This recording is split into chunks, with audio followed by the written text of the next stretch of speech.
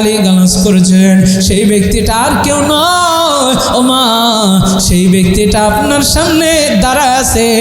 আপনি যদি বকতে চান, মারতে চান, মারতে পারেন। এই মানুষটা আপনার বিরুদ্ধে একটু শব্দ করবে না। আল্লাহু আকবার। পাটনার মুসলমান, আমার মায়ের নবী, দয়ার নবী, রহমতের নবী যখন এই কথা বললেন, মহিলা ডাক দিয়ে কয়, বাবা আমি শুনেছি তুমি নাকি মিথ্যাবাদী, তুমি নাকি মিথ্যা নবুয়তের দাবিদার, তুমি নাকি জাদুকর, তুমি নাকি পাগল। কিন্তু আমি দেখলাম না না না, তুমি জাদুকর নও, তুমি পাগল মানুষও হতে পারো না, তুমি মিথ্যাবাদীও হতে পারো না, তুমি একজন সত্যবাদী মানুষ। এমন মানুষ আমি আমার জীবনে দেখি নাই। এত উত্তম ব্যবহার, এত সুন্দর চমৎকার আখলাক, যে মানুষটাকে এত গালিগালাজ করেছি একটা টু শব্দ করে নাই, এই মানুষটা মিথ্যা নবুয়তের দাবিদার হতে পারে না।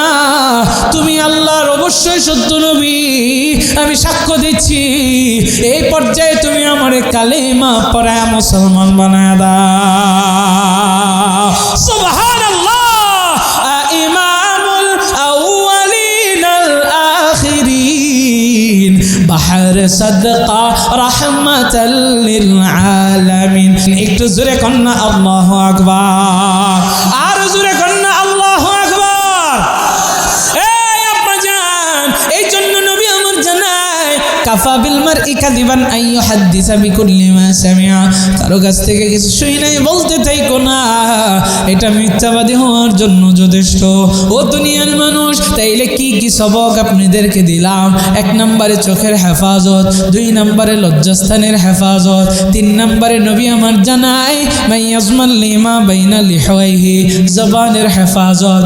জবানের হেফাজতে গেলাম, এই জবান দিয়ে মিথ্যা কথা বলবো না, জিহ্বাকে নাপাক বানাইব না, গীবত শিকায়াত করব না, গালি গালাজ করব না, অশালীন কথাবার্তা বলবো না, এমনকি মানুষের উপরে মিথ্যা অপবাদও দিব না।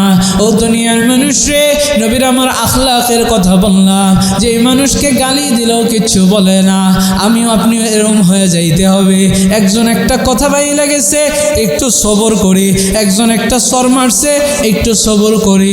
তবে আপনার উপরে যদি অ্যাটাকের পরে অ্যাটাক আসে অন্যায়ভাবে, তাইলে প্রতিরোধ করাটাও হচ্ছে ইমানের আলামত। আপনাকে যদি কেউ মারতেই থাকে, আপনি যদি জুলুমের শিকার হতেই থাকেন, নবীকে আল্লাহ যেমন বলেছেন কাফেররা যেইভাবে তোমার সাথে দলবদ্ধভাবে যুদ্ধ করে, তুমিও তাদের সাথে দলবদ্ধভাবে যুদ্ধ করো।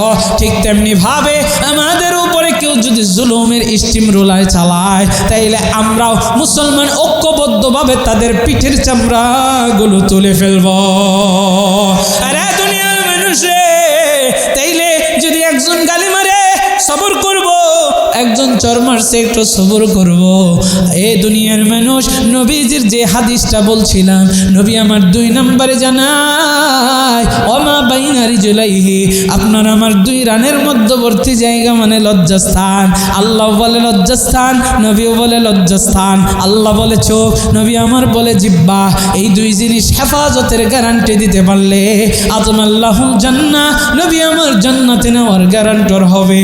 যেই কথাগুলো বললাম, এই কথাগুলোর উপরে কারা কারা নিয়ত করেন আমল করব, 2টা হাত তুলে আল্লাহরে দেখা দেন।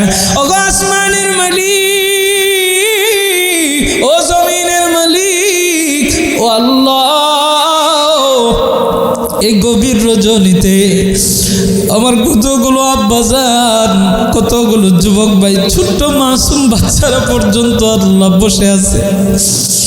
আমার পর্দার অন্তরালের মা বোনেরা, তারাও আমারে আপনার জন্য মোহাব্বত করে, আপনার কোরআনের কথা, নবীজির হাদিসের কথা আমার জবান দিয়া তারা শোনার জন্য আমাকে ইনভাইট করেছে মুস্তাকিম সাহেবের মাধ্যমে।